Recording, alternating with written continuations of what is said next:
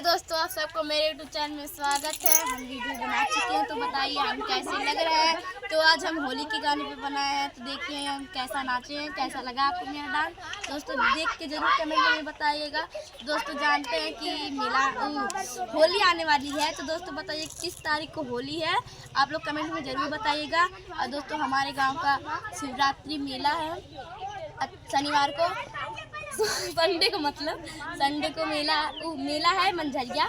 तो बताइएगा कौन कौन मेला जाएगा और कौन नहीं जाएगा, कमेंट में ज़रूर बताइएगा। दोस्तों बताइए हम कैसा लग रहा है। आज हमको ये साड़ी अच्छा नहीं लग रहा है, ये बहुत गंदे का तरीका का है। दोस्तों वैसे ही पहन लिए, जाने दीजिए। दोस्तों बताइएगा कमेंट में ज़रूर हम कैसे लग रहे हैं।